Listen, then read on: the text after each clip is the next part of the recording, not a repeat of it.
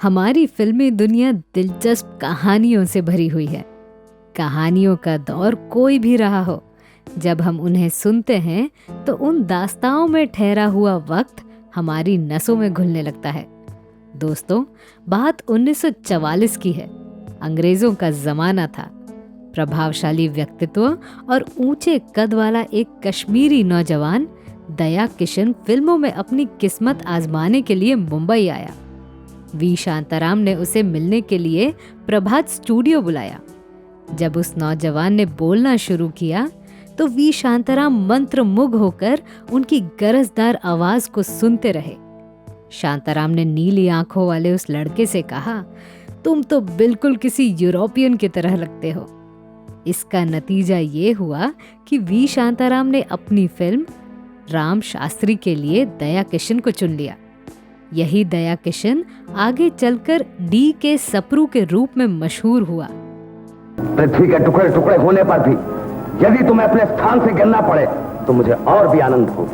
गंगा पर इतना क्रोध न, उसने ऐसा क्या गढ़ा है आपका? उसने पुरुष के मस्तक पर बैठने की चुनौती देकर सारी पुरुष जाति का अपमान किया है। एक स्त्री को पुरुष के मस्तक पर बैठने का अभिमान मैं क्यों सहन करूं? अपनी उम्र के लिए आप तो शक्तिशाली हैं। गंगा के एक छोटे से दोष का बुरा मानकर अपनी मर्यादा न छोड़िए, उसे क्षमा कर दीजिए। यह तभी हो सकता है जब गंगा का अभिमान चूर हो जाए और भगीरथ प्रयत्न सफल हो जाए। सप्रू अपने समय में सर्वाधिक भुगतान पाने वाले अभिनेता थे। अपने फिल्मी करियर में उन्हें सप्रू नाम से अधिक जाना गया। 1960 और 1970 के दशक में उन्होंने कई फिल्मों में खलनायक की भूमिका निभाई थी, जिससे उन्हें काफी ख्याति मिली। खलनायक से पहले दया किशन जी ने कई चरित्र किरदार भी निभाए थे। उन्होंने करीब करीब 350 फिल्मों में काम किया। चेतन आनंद की फिल्म कुदरत उनकी अंतिम फिल्म थी। दया किशन सप्रू का जन्म 16 मार्च 1916 को कश्मीर, भारत में हुआ था। उनके पिता कश्मीर के महाराजा के दरबार में वित्त विभाग में ऊंचे ओहदे पर थे।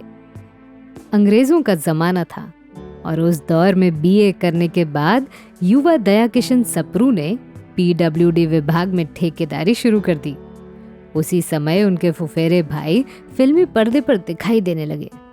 दया से भी उनके साथी कॉलेज के जमाने से कह रहे थे कि ये प्रभावशाली व्यक्तित्व के ऊंचे कद, गोरे चिट्टे और नीली आंखों वाले इस कश्मीरी लड़के को फिल्मों में जाना चाहिए। ऐसे में अक्सर रुपहले पर्दे की कशिश दया किशन को अपनी ओर खींचने लगी थी।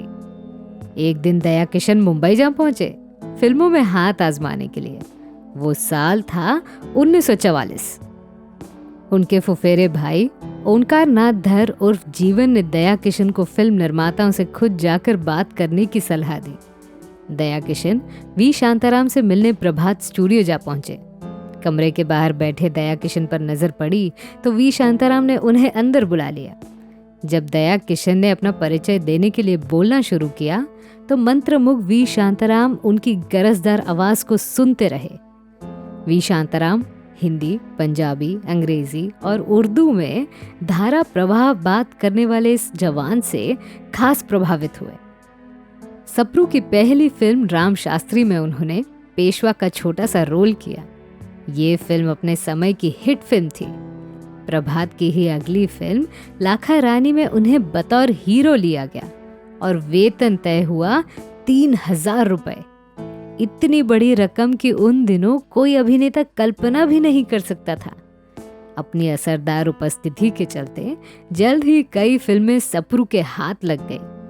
उन्होंने जहां चांद 1944 में बेगम पारा के साथ काम किया, वहीं रोमियो जूलियट में नरगिस के हीरो बने। उस दौर में फिल्मों में बतौर हीरोइन हेमावती ने भी शुरुआत की। सप्रू की हेमावती से मुलाकात हुई तो मामला पहली नजर के प्यार वाला हो गया। बहरहाल सप्रू ने जल्द ही हेमावती से विवाह कर लिया। अदले जहांगीर, काला पानी, झांसी की रानी, तानसेन, गंगा मैया और वामन अवतार सहित कई फिल्मों में काम करते करते सप्रू पौराणिक विषयों पर बनने वाली फिल्मों के पसंदीदा किरदार बन गए।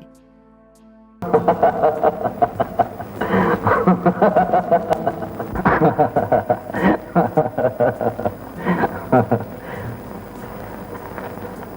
आप बहुत प्रसन्न हैं भगवान। प्रसंग ही ऐसा है उमा। गंगा की टक्कर में अपनी विजय निश्चित है। अब उसे स्थान भ्रष्ट होना ही पड़ेगा। कारण? तुम्हें पता नहीं देवी, सगर राज ने गंगा को नीचे उतारने के लिए घोर तपस्या आरंभ की है। इसके लिए वो कुछ भी उठा नहीं रखेंगे। ये उनकी प्रतिज्ञा है। भगवान विष्णु के आशीर्वाद से वो पतित पावनी भले ही हो जाए, पर धरती की धूल और कीचड़ में रेंग रेंग कर लोगों के पांव भी उसे ही धोने पड़ेंगे। श्राप दे रहे हैं प्रभु? ये श्राप नहीं, सृष्टि का क्रम है उमा। सवेरे, दोपहर और संध्या के सूरज को देखो। उत्थान का पतन और गर्भ का खंडन, ये संसार का नियम है।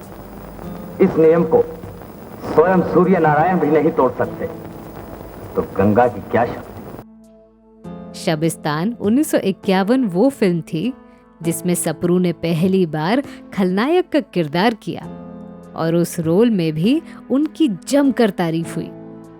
सप्रू का शानदार करियर जारी था कि कुछ लोगों की राय पर उन्होंने फिल्म निर्माण में हाथ आजमा लिया। पहली फिल्म बनाई पतित पावन। इससे उन्हें कोई आर्थिक फायदा नहीं हुआ। इसके बाद उन्होंने फिल्म बहादुर शाह जफर शुरू की। इसमें बहादुर शाह की भूमिका खुद सप्रू ने निभाई। फिल्म पूरी करने के सिलसिले में सप्रू कर्जदार हो गए, यहाँ तक कि उन्हें अपना घर भी बेचना पड़ा। इसके बाद सप्रू को जो भी रोल मिला वो करते गए। उन्होंने पंजाबी और गुजराती फिल्मों में भी काम किया। सप्रू की बेटी रीमा अपनी पढ़ाई पूरी करने के बाद फिल्म राइटर बनी। उन्होंने एक फिल्म लिखी। सप्रू ने एक बार फिर फिल्म बनाने का फैसला किया। फिल्म का नाम रखा गया जीवन चलने का नाम। इसके लिए संजीव कुमार, रेखा और शशि कपूर को साइन किया गया, मगर तभी सप्रू को मधुमेह की बीमारी ने अपने चपेट में ले लिया। इस एक बीमारी ने उन्हें कई और बीमारियों के हवाले कर दिया। फिल्म का काम रुक गया। बीमारी के बावजूद सप्रू उन फिल्मों का काम निपटाते रहे जो उन्होंने साइन की थी। जून 1979 में एक फिल्म रिलीज हुई। इसका नाम था सुरक्षा। इसमें उनके बेटे तेज सप्रू ने काम किया। बीमारी की वजह से सप्रू अपने बेटे की पहली फिल्म नहीं देख सके और अक्टूबर 1979 में उनका निधन हो गया। उन्होंने करीब 350 फिल्मों में काम किया।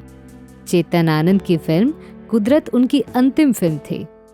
अपने निधन के 36 साल बाद भी साहब, बीवी और गुलाम, हीर रांझा और पाकीज़ा जैसी फिल्मों के जरिए सप्रू फिल्म प्रेमियों के दिलों में आज भी जिंदा है।